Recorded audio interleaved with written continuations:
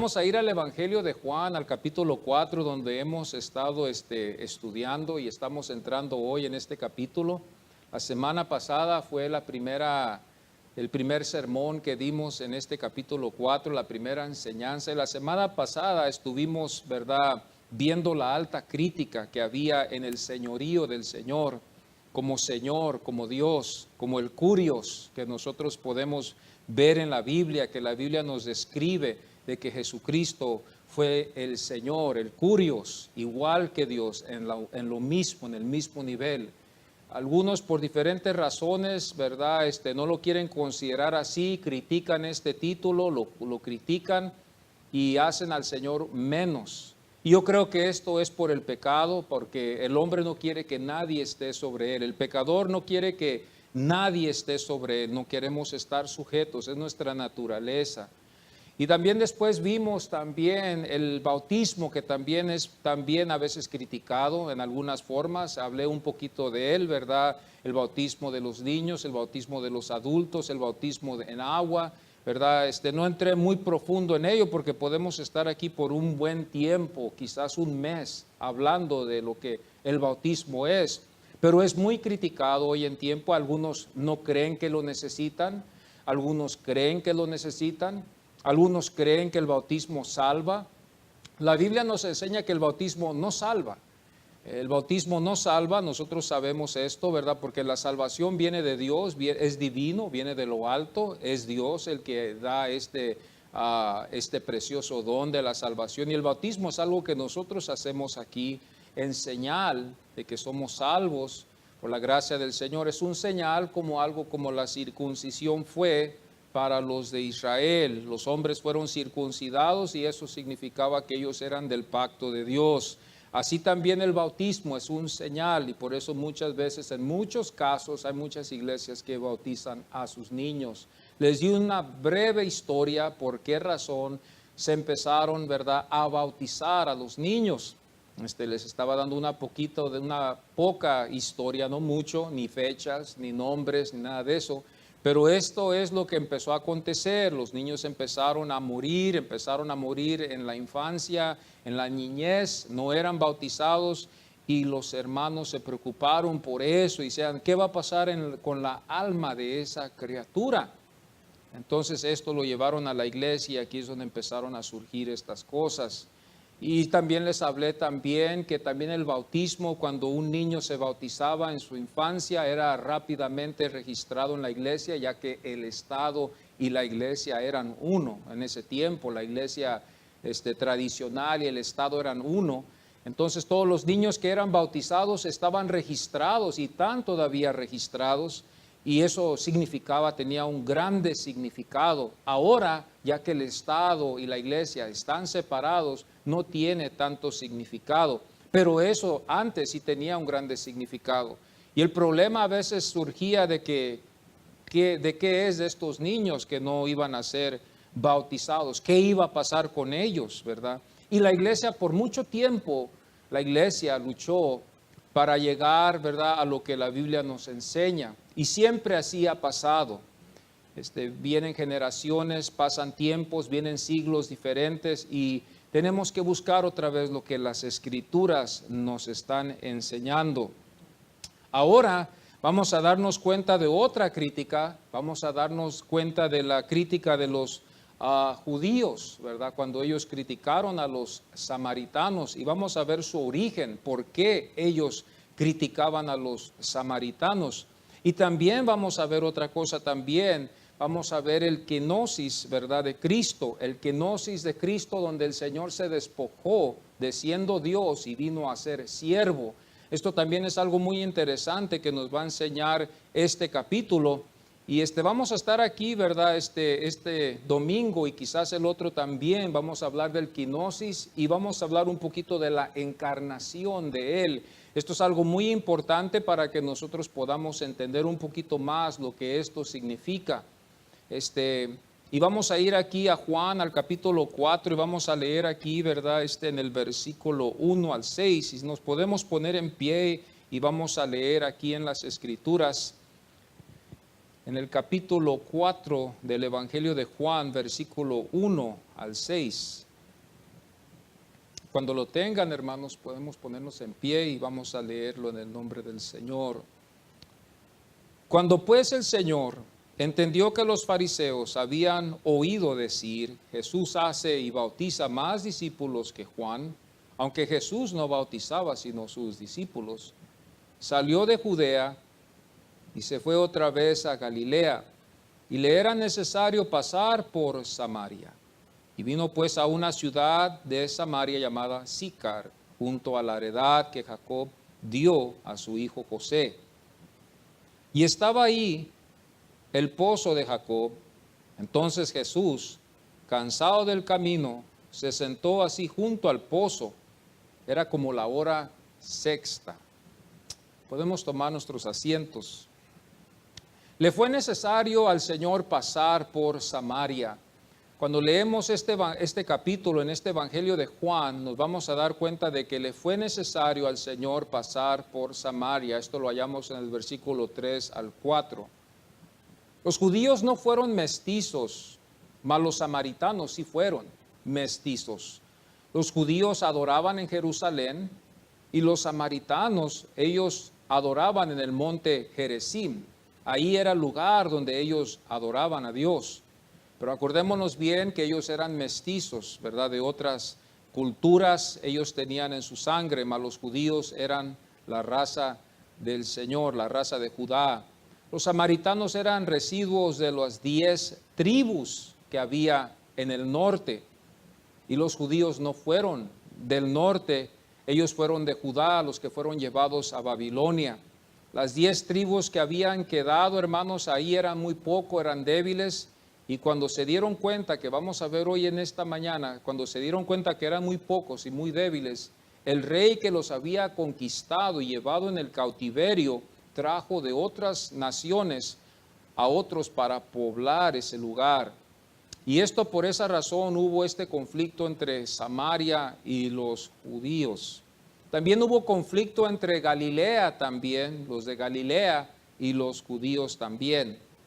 Otra cosa que nos damos cuenta también en el versículo 6, le fue necesario venir y ser hombre para salvarnos. Jesús le fue necesario venir y ser hombre para salvarnos, para representarnos como humanos. Él no pecó, pero nos representó en la cruz del Calvario. La ira que cayó sobre él en esa cruz era la que nosotros merecíamos. Antes, los que no estábamos en Cristo, merecíamos esa ira. Ahí Dios demostró su ira, la ira que Él tuvo contra el pecado.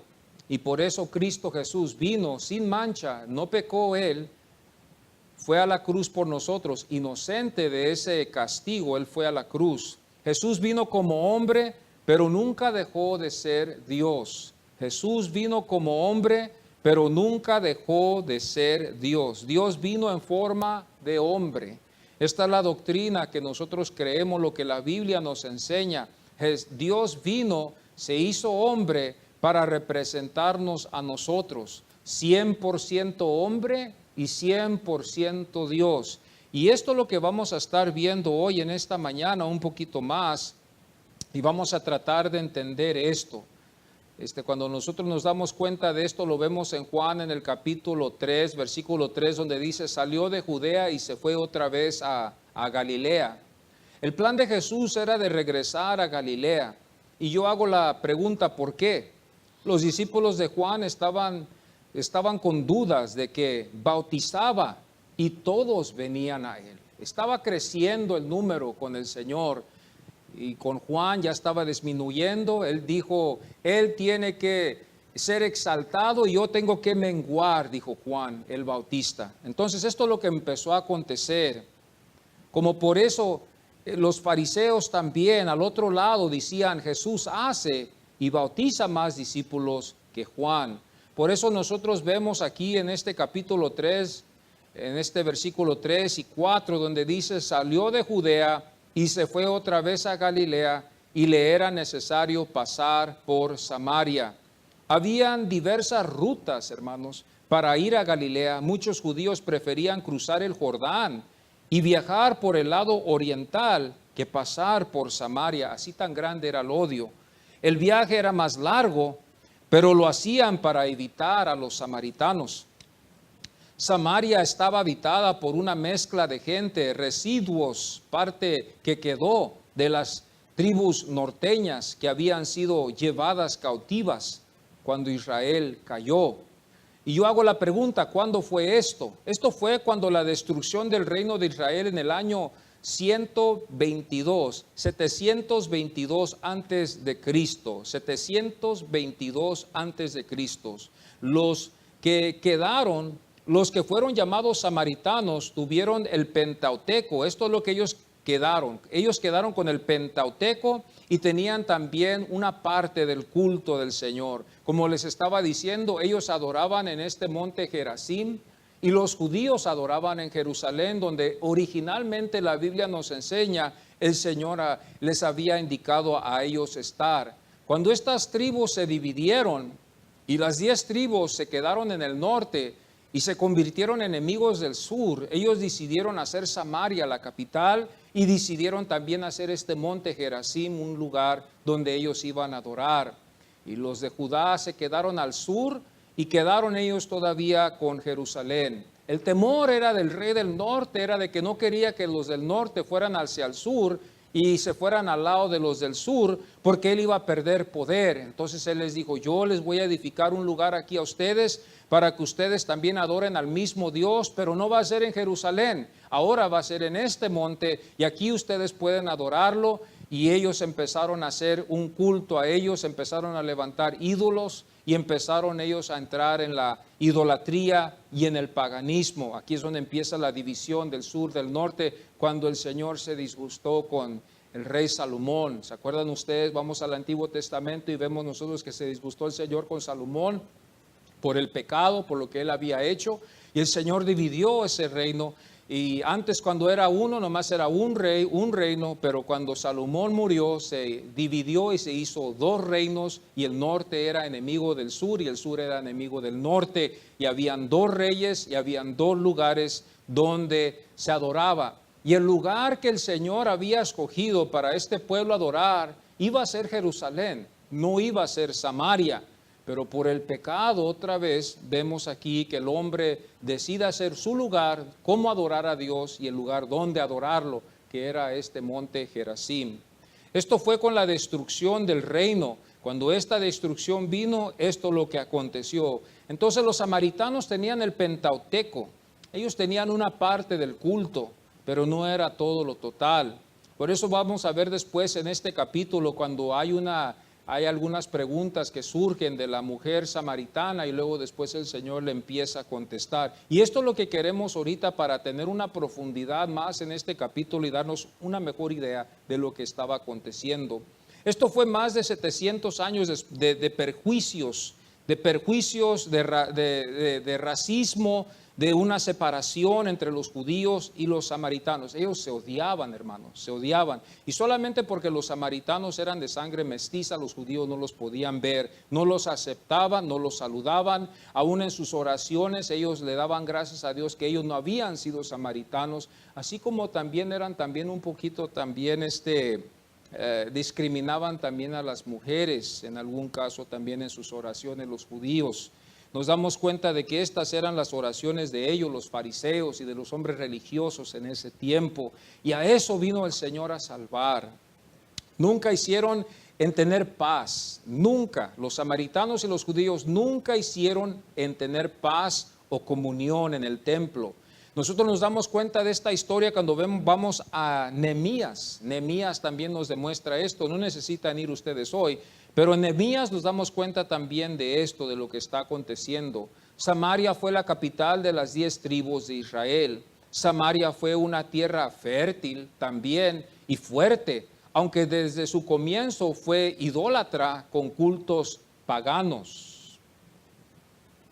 ¿Qué fue la razón? El pueblo antes que fue llevado a la cautividad, los asirios introdujeron gente pagana. Y aquí es donde vemos nosotros la historia cuando vamos a Segunda de Reyes. Cuando usted vaya a Segunda de Reyes, capítulo 17, versículo 24 al 41, usted se va a dar cuenta del inicio de todo esto, cómo aconteció. Y es muy interesante porque entonces nos podemos dar una idea cómo aconteció todo y el estado de los samaritanos y el estado de los judíos en cual ellos estaban. Y todo es por consecuencias del pecado de estas dos naciones que se dividieron después de haber sido una sola sangre, se dividieron. Fueron numerosos los que predijeron también el castigo del reino del norte, que llegó a esto, a llevarlos a llegar a quedar como los samaritanos.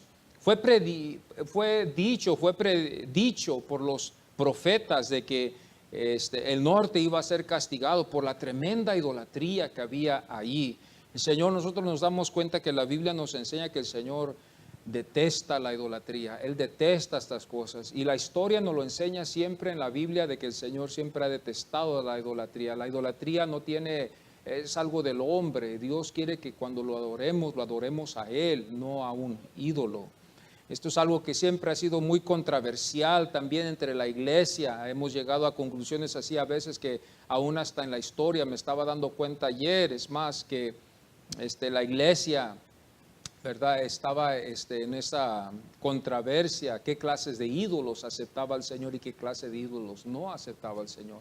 Porque esto era algo del paganismo, del romanismo, que vino a traer estos ídolos, ya que ellos ya tenían este paganismo aún antes de que hubieran sido convertidos al cristianismo. Ya en Roma ya existía el paganismo y la idolatría.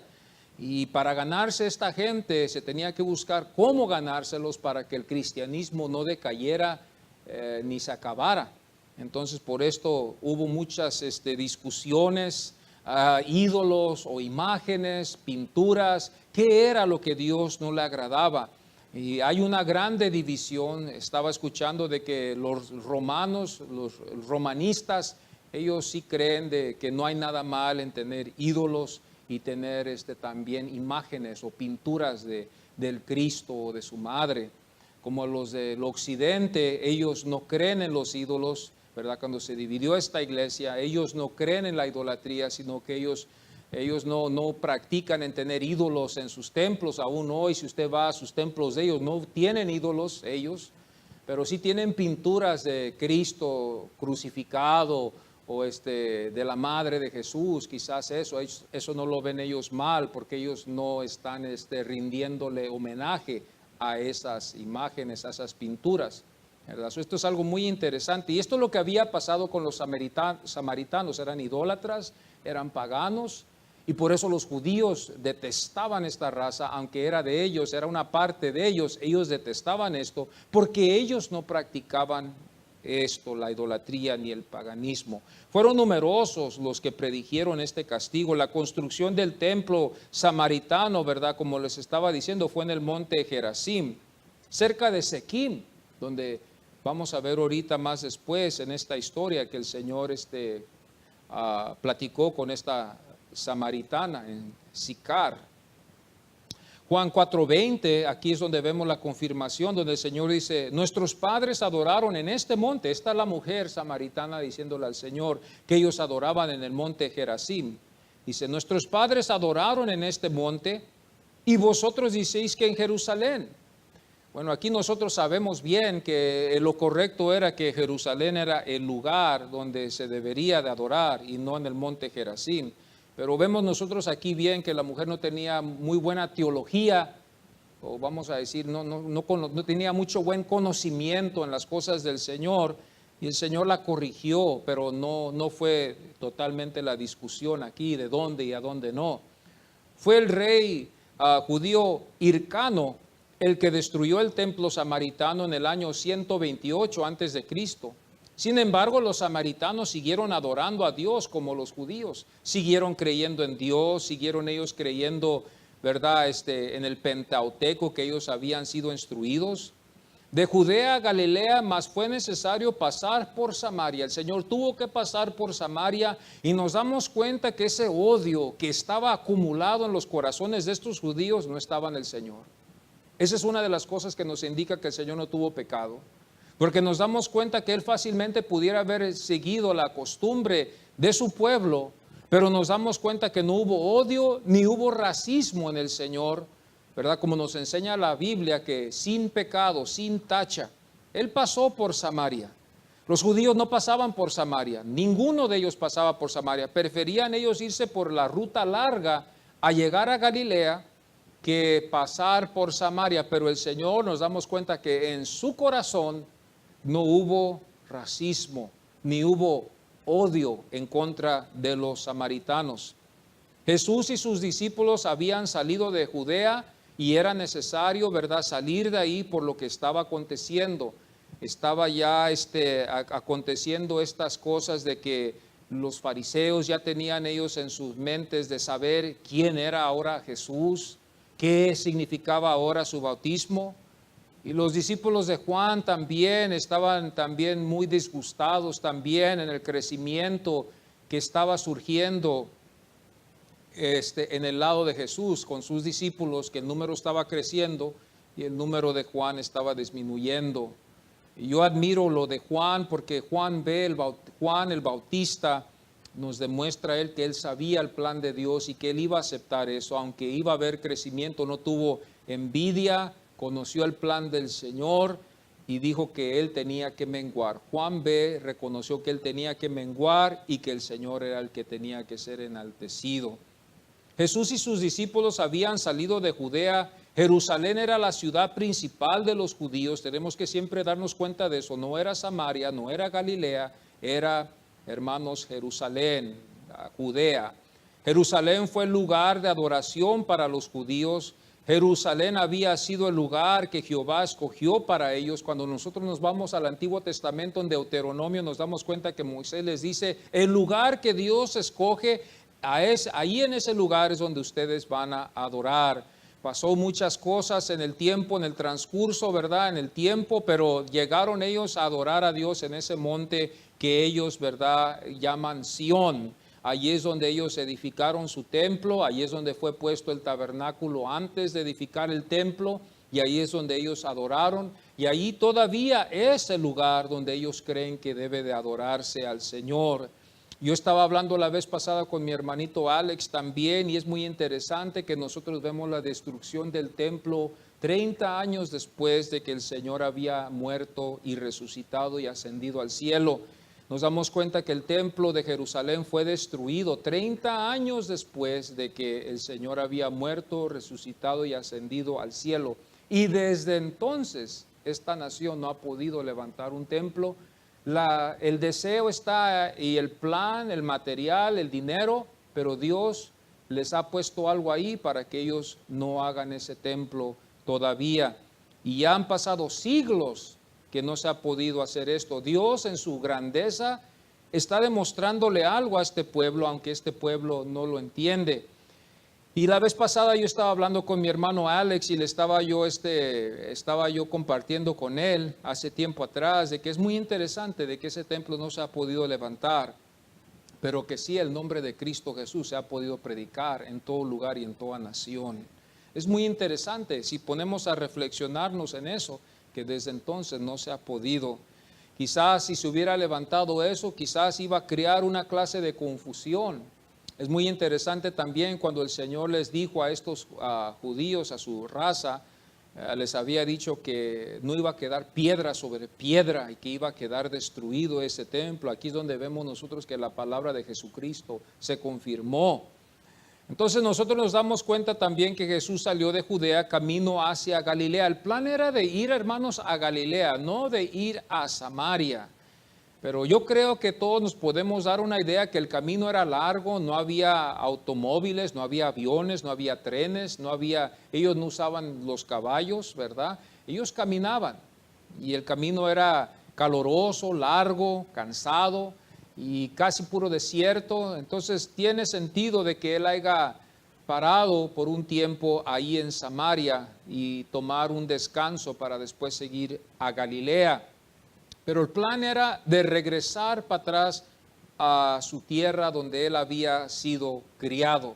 Acordémonos bien que Jesús no había nacido en Galilea, él nació en Belén, pero fue criado en Galilea, ¿verdad? Él estuvo ahí de joven, ahí creció, ahí toda su familia lo conocían a él, lo conocían como Jesús. Por eso fue difícil para que los de Nazaret lo aceptaran como el Hijo de Dios.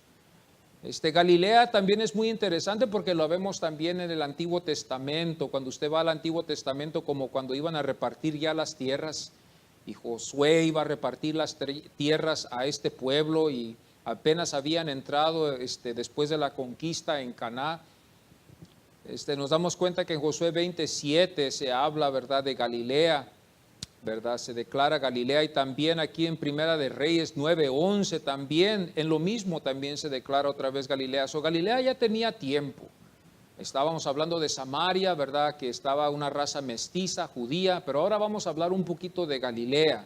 Galilea también es algo muy interesante porque también los judíos también no apreciaban a esa gente y las veían medias extrañas. Por la misma razón, mestizos, porque estaban ellos mezclados con otras razas y otras culturas, aunque eran judíos, pero esa era la creencia de ellos, ¿verdad? Ellos eran muy orgullosos de Jerusalén, muy orgullosos de Judea, en el lugar donde ellos estaban. Era un orgullo tremendamente profundo. Ellos veían diferente a los de Galilea, aunque no con esa misma magnitud de odio que les tenían a los samaritanos, pero sí veían algo diferente a los de Galilea. Estuvimos hablando una vez también de ellos, que ellos tenían una cierta forma de hablar, había un acento que ellos tenían cuando ellos hablaban también, era un poquito diferente a los de Judea. Los de Judea hablaban una cierta forma, los de Galilea tenían otra cierta forma de hablar. Galilea fue llamada Galilea de los gentiles.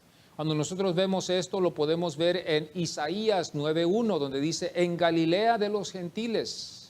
Entonces, así es como era conocido Galilea.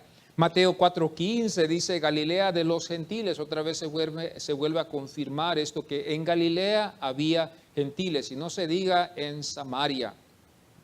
Una gran cantidad de sus habitantes fueron deportados por los asirios. Los asirios fueron los que hicieron el más grande daño aquí a Galilea y también a Samaria. Fueron los que empezaron a mezclar las razas, y los judíos también se dejaron llevar por eso también.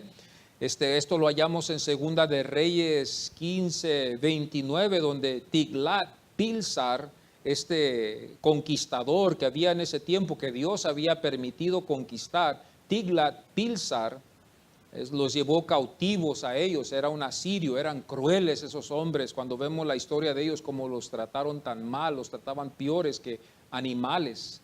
Estos asirios eran malos, ¿verdad? Ellos venían del norte, venían ellos con ese plan de conquistar todos los del sur, y así es como ellos hacían cuando ellos conquistaban una nación, la conquistaban, ponían a todos bajo su señorío y se llevaban a muchos cautivos para sus tierras y introducían a otros de otras culturas ahí para debilitar la comunicación y el poder, para que ellos puedan relevantarse otra vez contra ese reino. Eran las estrategias antiguas que ellos utilizaban para ir conquistando reinos, y estos conquistaban este reino, luego después otros conquistaban ese reino, se debilitaban y conquistaban, y así es, y así ha sido, y así es el hombre. Ahorita, ¿verdad? También aún así todavía las naciones débiles no pueden conquistar, pero las fuertes conquistan a las débiles, ¿verdad? Y rinden cuentas a las fuertes. Aunque hemos modernizado mucho, ya no estamos en esos tiempos antiguos, los vestimientos son totalmente diferentes hoy en estos tiempos. El hombre sigue siendo igual. Delante de Dios, el hombre sigue siendo igual, como la Biblia nos enseña. Nuestra manera de vestir, nuestra manera de hablar, quizás la tecnología ha entrado ahora en el cuadro y hemos visto todas estas cosas, pero eso no significa que Dios ha cambiado su plan y que el hombre ha cambiado delante del Señor. Esto siempre ha habido en el hombre: conquistar, matar, adulterar, robar, mentir. Esto surge en el pecador, en el hombre. Por eso necesitamos a Cristo Jesús. Una mezcla de razas en Galilea había producido, como les estaba diciendo, un acento en esta gente de Galilea. Por ejemplo, en Marcos 14:70, la Biblia nos enseña donde dice: porque eres Galileo y tu manera de hablar es semejante a la de ellos. Entonces había un acento en la manera que Pedro hablaba. Se sabía rápidamente que él era Galileo cuando ellos los judíos lo oían hablar. Y es más, todos los apóstoles salieron de la raza judía que era de Galilea. Es algo interesante que todos los apóstoles salieron de Galilea, salieron de Corazín, de Betsaida, de Capernaum, de Caná, y nuestro Señor de Nazaret. Todos venían de Galilea. El Mesías tenía que nacer en Belén. Belén estaba en Judea. Era necesario, y aquí es donde vemos el cumplimiento, donde Cristo Jesús nació, donde se había dicho que tenía que haber nacido el Mesías. Nació allí, pero sus padres fueron para atrás a Nazaret. Por un tiempo estuvieron en Egipto cuando huyeron, ¿verdad?, de Herodes, y Herodes destacó esta orden de matar a todos los niños que estaban de una cierta edad. José fue advertido por un ángel y huyó para Egipto, bajó a Egipto y ahí se quedó unos cuantos años ahí hasta que se murió Herodes y regresó otra vez, ¿verdad?, para su tierra, que era Nazaret. Se quedó un rato en Jerusalén y vio que había peligro ahí, mejor se fue otra vez a Galilea. Quizás esta fue la razón por qué también regresaron a Galilea, pero les fue necesario pasar por Samaria.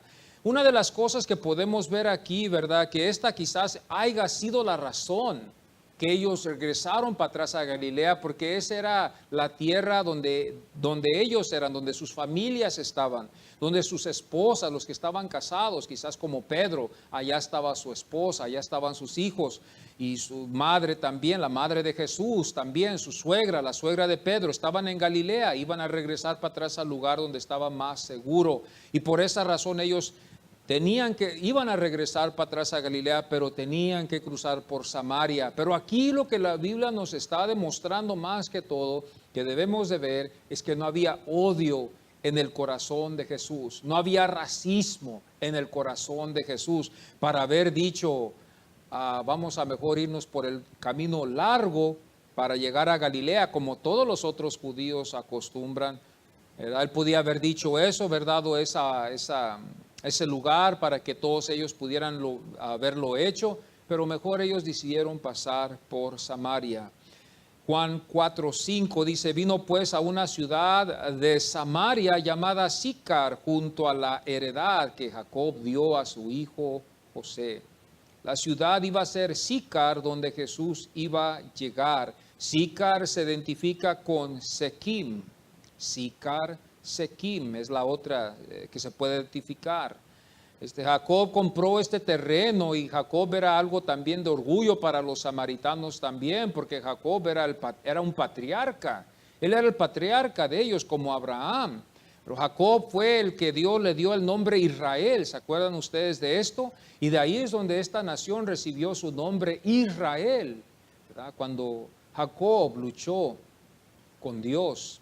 Aquí nos damos cuenta, ¿verdad?, que él había heredado esto, eran hombres, ¿verdad?, que heredaron esto, tenían ellos este poder, ¿verdad? Ellos se movían en diferentes lugares, eran llamados los patriarcas. También Abraham estuvo ahí también. Génesis 12, 6 al 7 nos demuestra que Abraham visitó ese lugar, aunque no se quedó allí. Pero Jacob y su familia sí se quedaron ahí en Sequim. Ahí vemos en Génesis 33, 18 al 20. Pero parece que algo surgió ahí entre ellos y entre otros y tuvieron que irse a otro lugar. Los hermanos de José apacentaron sus rebaños y después los huesos de José fueron también enterrados ahí. José es el que los sacó de apuro. Esa es una preciosa historia. Cuando nosotros leemos la historia de José, lo que podemos ver ahí, podemos ver a Cristo ahí, bendito sea el Señor. Nos damos cuenta nosotros que José sacó este pueblo de un aprieto tan difícil que ellos no podían hallar ninguna salida, pero José les ayudó y los huesos de José fueron enterrados ahí en ese lugar. Por eso esta mujer samaritana tenía un orgullo, porque ella era samaritana, y también en parte Jacob, que fue llamado Israel, era como padre de ellos. Por eso había una clase de orgullo en ella por el lugar donde ellos estaban. Juan 4:6, ahora nos vamos a dar cuenta de algo muy interesante. Dice, y estaba ahí el pozo de Jacob. Es algo muy interesante cuando nosotros vemos este pozo. Antes de ir más adelante, yo quiero que ustedes se den cuenta de lo que está pasando en este capítulo. El pozo, el lugar, Samaria, Galilea. Todas estas cosas tienen mucho significado que a usted y a mí nos va a ayudar para entender mejor esto y poder llegar a las conclusiones más mejor.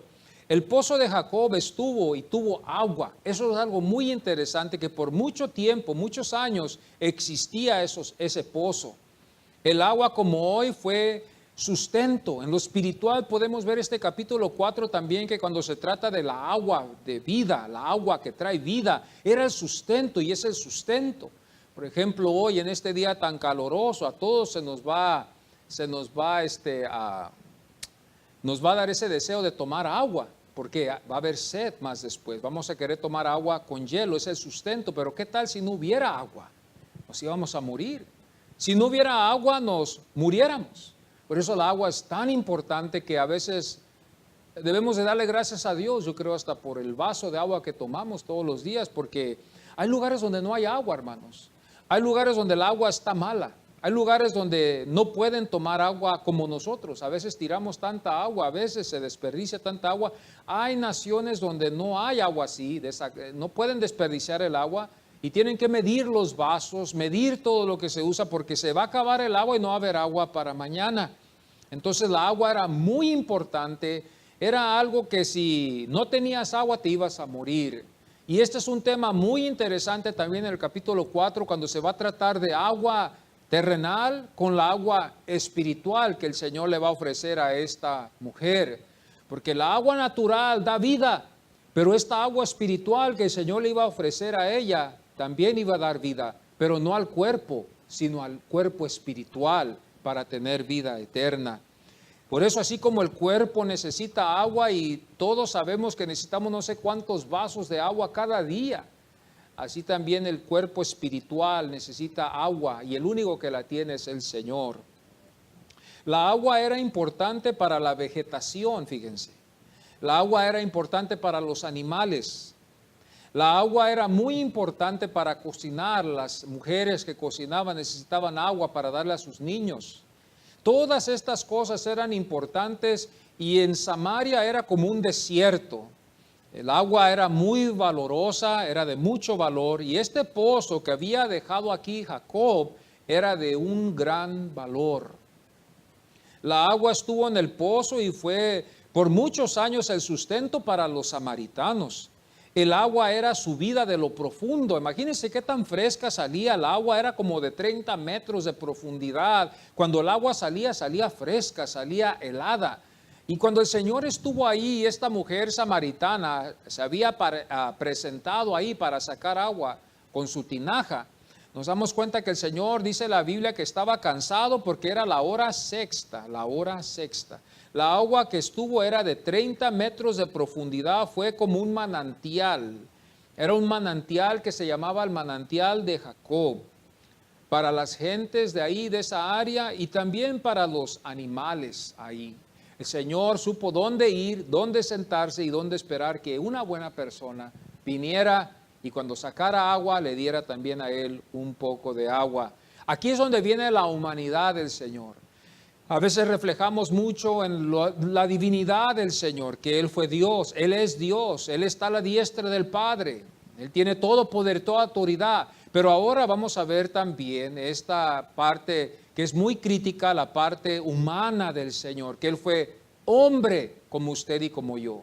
Esto es lo que nosotros como cristianos tenemos que conocer más a nuestro Señor y no tener ninguna duda ni también tener que adivinar de estas cosas. Ya que tenemos la Biblia es la que nos enseña lo que aconteció con el Señor Jesucristo, queremos conocer más de Él. Juan 4:6 dice, entonces Jesús, cansado del camino, fíjese bien que el Señor se cansó. Entonces no hay necesidad de cubrir eso y decir, yo nunca me canso.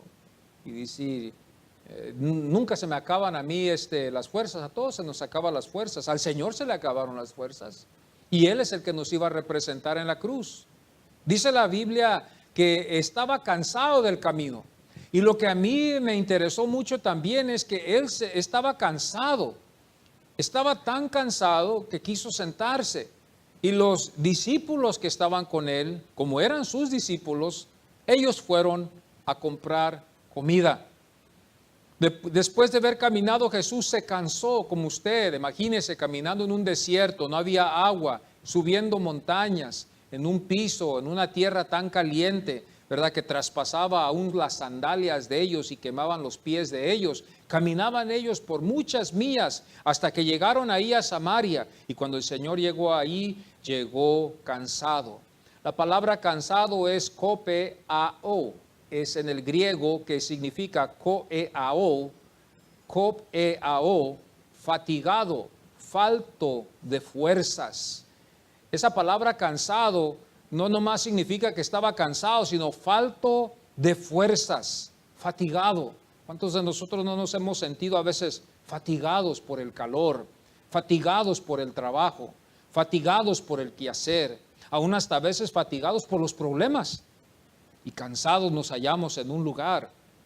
El verbo de esta palabra, koeao, en el griego, que significa fatigado, es trabajar hasta el agotamiento. Trabajar hasta el agotamiento. Yo le quiero decir algo, que cuando nosotros trabajamos largas horas, ya después de lo que podamos, llegamos a la casa rendidos, hermanos. Llegamos tan cansados que hasta a veces se nos quita la hambre, pero sí no se nos quita la sed. La sed nunca se nos va a quitar. Pero a veces se nos puede quitar la hambre cuando estamos tan cansados, lo único que queremos es un vaso de agua fresca. Y así estaba el Señor, fatigado, falto de fuerzas. Aquí vemos que Juan destaca las emociones humanas de Jesús. Cuando nosotros queremos conocer la humanidad del Señor, Juan es uno de que va a destacar la humanidad del Señor, no nomás la divinidad, sino también va a demostrarnos que Él fue hombre. Juan 1:14 dice, y aquel verbo fue hecho carne y habitó entre nosotros. Nos damos cuenta que la Biblia nos enseña que fue hecho carne y que estuvo entre nosotros. Podemos nosotros ver aquí que el Señor nos iba a representar con el mismo cuerpo que nosotros íbamos a tener hoy. 2 brazos, una mente, 2 ojos, 2 oídos, 2 pies, 2 piernas, un cuerpo. Él nos iba a representar. Esta era uno de los más grandes argumentos que ya hoy ya no se ve. Pero antes la iglesia era atacada por los gnósticos porque ellos no creían que Jesús había venido en carne. Ellos decían que Jesús había venido en espíritu y que Él no había sido crucificado tampoco. Esto fue uno de los más grandes ataques que hubo en la iglesia. Por eso muchos creen que el Evangelio de Juan también sirvió como una apologética para defender la fe en ese tiempo cuando la iglesia estaba siendo atacada en esa forma con estas doctrinas de los gnósticos. Los gnósticos entraron a la iglesia, empezaron ellos a infiltrar ideas que no eran bíblicas ni que eran de las enseñanzas apostólicas, y una de ellas era de que ellos decían de que Jesús había solamente venido en espíritu. ¿Por qué decían ellos esto? Ellos decían esto porque ellos, en la revelación que ellos creían que Dios les había dado, ellos habían creído que en esa revelación Dios les dio a ellos entender, a los gnósticos, de que lo que moró en esta tierra y caminó en esta tierra, que llamamos Jesucristo, era muy santo y muy divino para haber sido un hombre. Y ellos dudaban de que algo tan puro, algo tan divino, algo tan limpio, algo tan santo, algo tan poderoso podía surgir y podía venir a habitar en esta carne pecaminosa. Por eso nosotros creemos también que este Evangelio de Juan, esto es algo muy importante que ustedes sepan, fue también un evangelio apologético para defender nuestra fe. Hoy en estos días, hoy quizás no nos vaya a importar mucho de saber de la humanidad del Señor, el kenosis del Señor, quizás no nos interesa mucho, pero esta era una de las más grandes batallas que surgió al principio en la iglesia.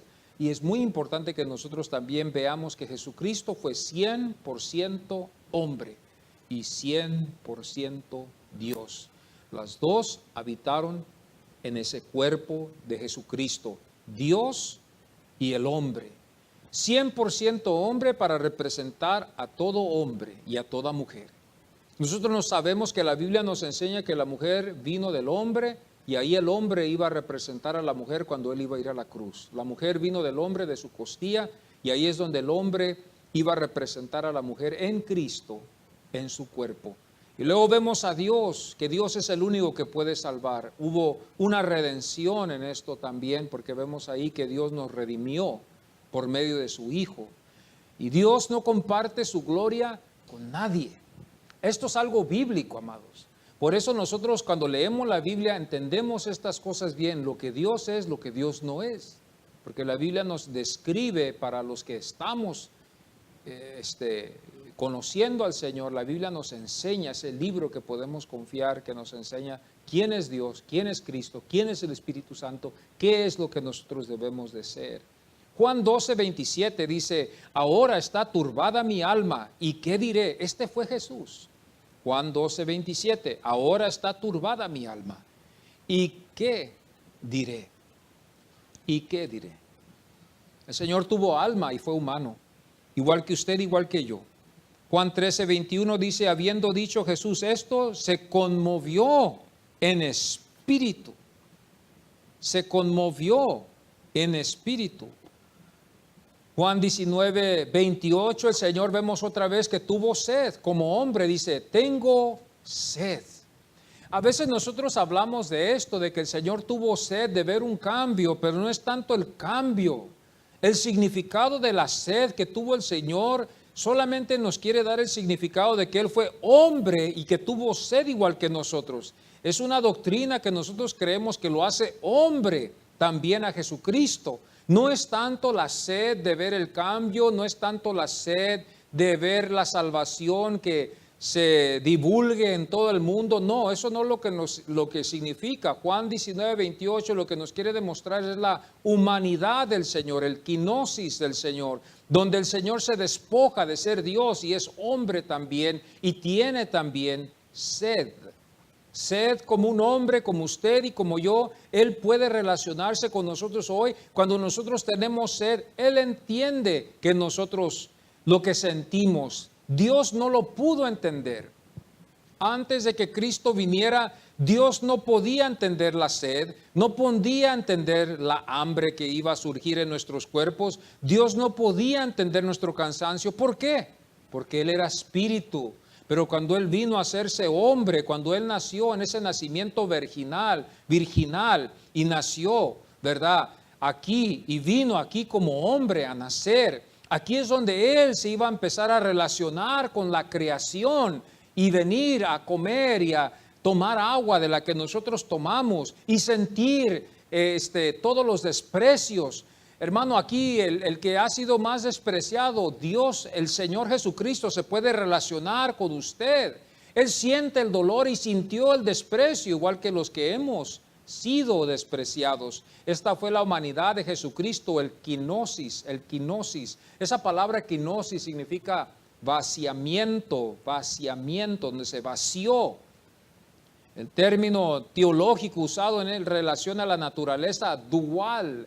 Esta es la naturaleza dual, donde vemos dos naturalezas formadas en un cuerpo. Vemos a Dios y vemos al hombre. Es una naturaleza dual que habitó en el cuerpo de Jesús. La palabra kenosis procede de un verbo griego que denota el acto en que Cristo se despojó a sí mismo para tomar forma de siervo en su encarnación. ¿Dónde hallamos esto? Esto lo hallamos en Filipenses 2:7. Filipenses 2:7, aquí vemos el kenosis donde dice, se despojó a sí mismo. Se despojó a sí mismo. Y una de las cosas que vamos a ver aquí es que este va a ser el misterio que siempre nos ha a nosotros llevado, hermanos, a grandes problemas para poder describirlo.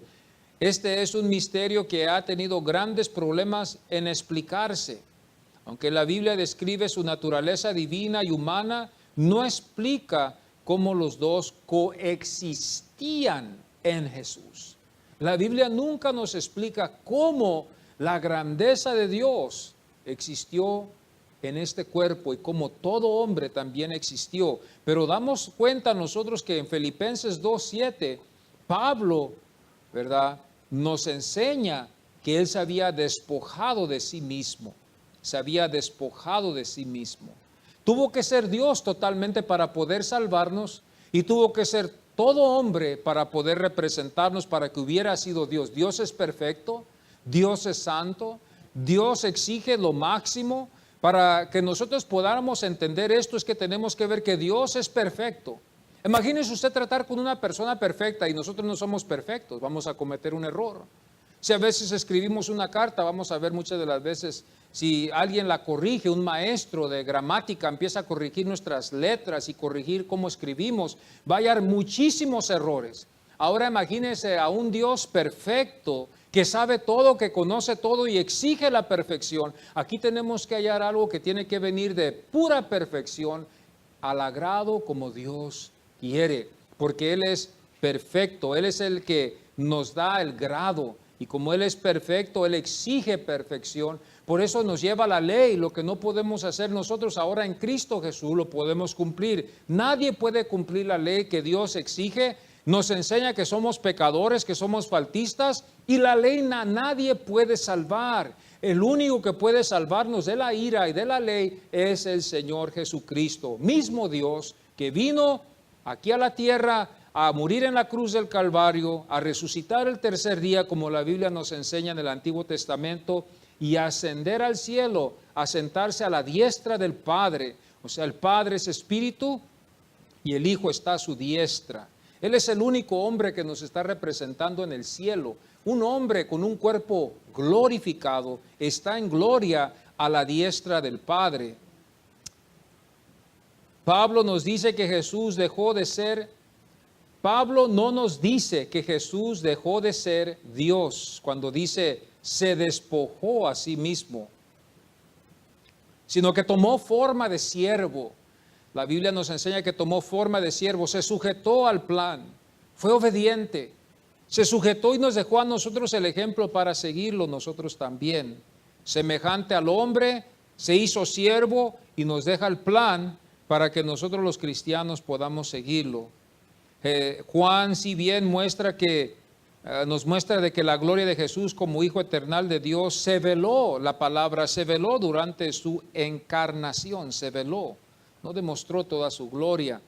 Despojó, se puede tomar en sentido figurado como la humanidad y buena voluntad para ser parte, carne y sangre. Vamos a ver esto en Hebreos 2:14, donde Él se relaciona con nosotros. Dios, el Espíritu, se relaciona con su creación porque toma carne y sangre, surge en su cuerpo, que la sangre es la que da vida al cuerpo, para demostrarnos a nosotros que Él pudo relacionarse con nosotros también y nos iba a representar en la cruz del Calvario. No dejó de ser hijo de Dios, mas se convirtió en el siervo de Dios. El kenosis, el despojamiento del Hijo de Dios, nos lleva a la encarnación. Esta palabra también, la encarnación, no está en la Biblia, pero Él se encarnó, se hizo hombre. Juan 1:14, nos damos cuenta nosotros que Él se hizo hombre. Juan 1:14 lee, si podemos ir a nuestras Biblias y darnos cuenta lo que nos enseña. Cuando nosotros los que ya hemos estudiado este capítulo 1, sabemos que el verbo estuvo con Dios, era Dios y es Dios, y ese verbo que estaba con Dios y era Dios, aquí después lo resume Juan en el versículo 14, dice, y aquel verbo fue hecho carne y habitó entre nosotros y vimos su gloria, gloria como del unigénito del Padre, lleno de gracia y de verdad. Esta es la defensa de la iglesia cuando Juan utiliza esto, para que la iglesia tenga esa seguridad y ese confortamiento en la salvación que Jesucristo nos ofrece, cuando dice que aquel verbo fue hecho carne y habitó entre nosotros. Pero no antes de leer el primer versículo del capítulo 1, donde dice, y aquel verbo estuvo con Dios, era Dios y es Dios. Cuando nosotros nos fijamos bien en este versículo, y en el principio era el verbo, y el verbo era con Dios, y el verbo era Dios. Al principio el versículo empieza con algo desconocido. En el principio era el verbo, desconocido, el verbo. Y el verbo era con Dios, desconocido todavía. Y el verbo era Dios, nos lo introduce. Era el verbo, estaba con Dios. Pero luego Juan nos introduce de que ese verbo era Dios. Y luego en resumen, en el versículo 14 dice, y aquel verbo fue hecho carne y habitó entre nosotros y vimos su gloria, gloria como del unigénito del Padre, lleno de gracia y de verdad. Hebreos 2:14 nos enseña que Él tomó carne y sangre. Como les dije, los gnósticos entraron a la iglesia en el principio y ellos estaban dando otra clase de doctrina, que Cristo Jesús no había venido en carne ni en sangre, había sido un espíritu. Los gnósticos, la iglesia luchó mucho con ellos y Juan era uno de ellos de que luchó mucho con ellos también. Primera, segunda y tercera de Juan está, ¿verdad?, escrita también para defender la iglesia, también para que la iglesia pudiera entender que esa doctrina gnóstica no era cristiana. Y luego después en el Evangelio de Juan nos damos cuenta que es una forma de defensa para defender la humanidad de Cristo, que fue humano también y no fue un espíritu. El kenosis, el despojamiento del Hijo de Dios, nos lleva a la encarnación. Esto lo vemos en Juan 1:14, mediante la concepción virginal, el nacimiento y el desarrollo del niño Jesús. El Hijo de Dios, Cristo, se identifica plenamente con el género humano. Pablo escribe en Romanos 8:3, y ya voy a terminar aquí, Dios enviando a su Hijo en semejanza de carne. Esta es una defensa otra vez para defender el hecho de que Jesús fue hombre, Jesucristo fue hombre. Entonces no está mal de que nosotros hablemos de que Jesús fue hombre igual que nosotros. No está mal en decir de que Él fue 100% hombre. No está mal decir tampoco de que Él fue Dios y fue 100% Dios tampoco. No está mal decir que Él fue Dios y fue hombre, hombre para representarnos y Dios para salvarnos. Dios para salvarnos y hombre para representarnos. Él es todo para el cristiano. Él es nuestro Dios. Dios es el creador de todo el universo. No necesitamos otro. Por eso Dios se disgustaba con el pueblo de Israel, cuando el pueblo de Israel se desesperaba y empezaban a ir tras los ídolos, empezaban a ir tras las costumbres paganas. Se desesperaban y empezaban a huir a esas cosas. Y Dios se disgustaba con ellos porque Dios era el que había criado el cielo y la tierra y todo lo que en ellos habitaba.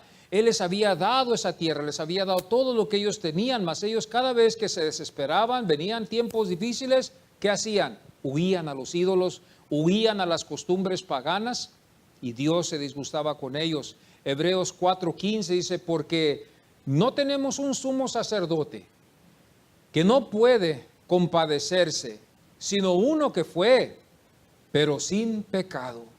Todos los otros sumos sacerdotes que habían venido antes que Jesús, todos habían pecado. Los hijos de Aarón pecaron. Dios castigó a los aaronitas. Dios en muchas formas disciplinó a los sacerdotes. Hay muchas escrituras que nos enseñan que los profetas hablaron también en contra de los sacerdotes, porque se habían desviado los sacerdotes de los judíos. Todos habían pecado. Se podían relacionar con un hombre, se podían relacionar con la humanidad porque eran hombres, pero tenían pecado. Pero Cristo aquí, Él pudo venir y relacionarse con nosotros, pero al mismo tiempo la Biblia nos enseña que también Pedro el apóstol nos enseña que sin tacha y sin mancha vivió aquí en esta tierra.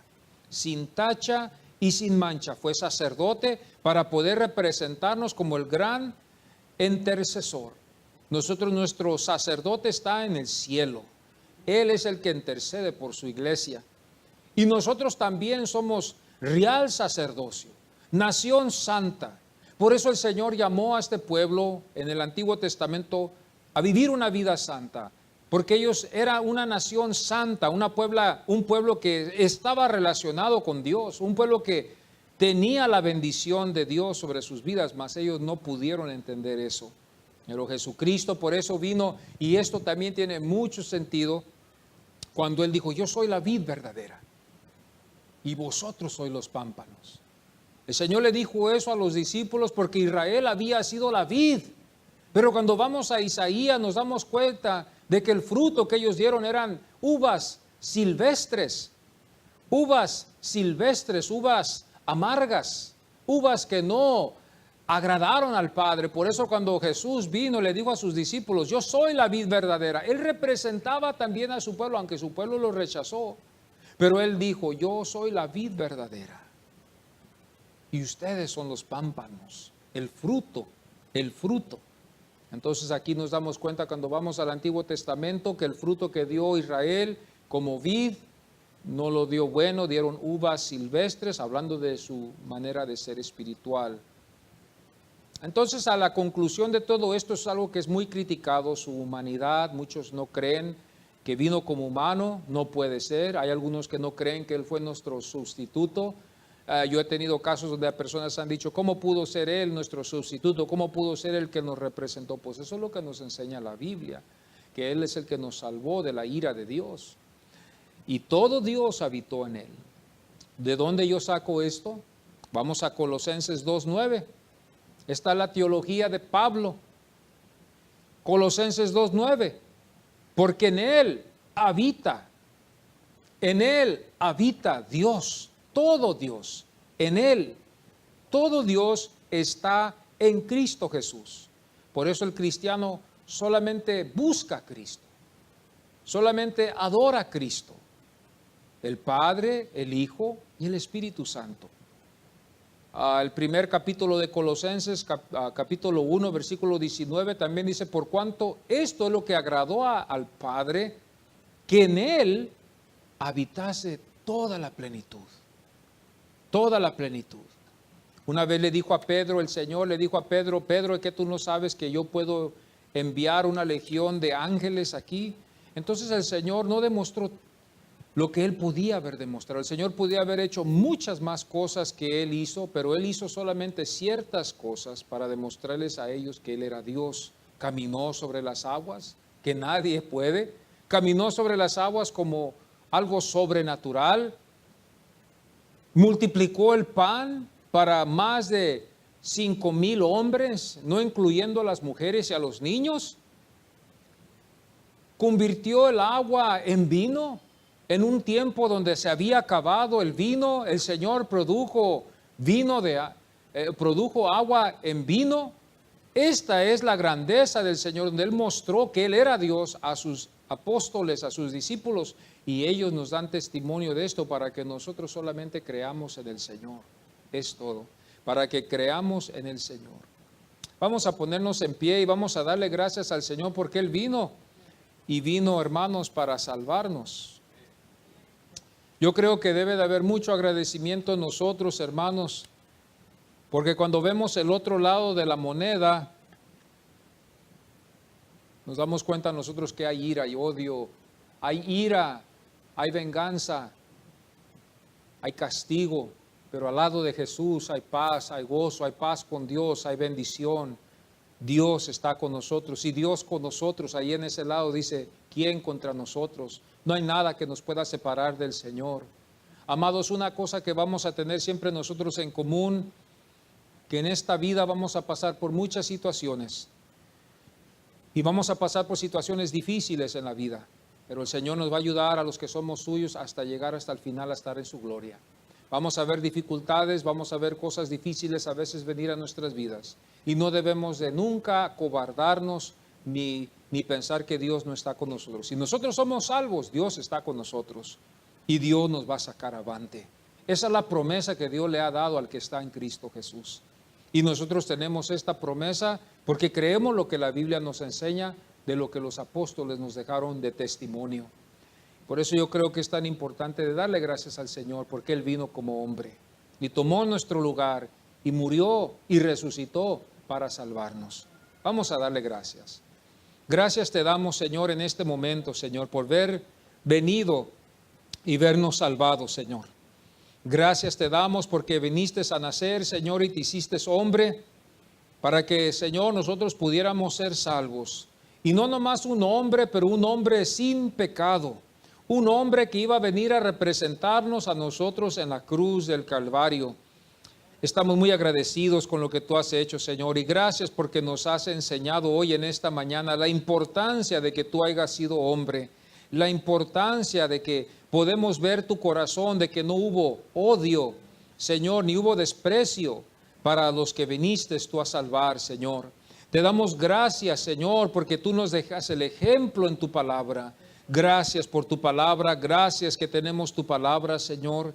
Gracias que nos has salvado y nos has tomado nuestro lugar en la cruz. Nos has dado vida eterna, nos has dado tu Espíritu Santo y nuestros nombres, Señor, conforme a lo que dice tu palabra, están escritos en el libro de la vida.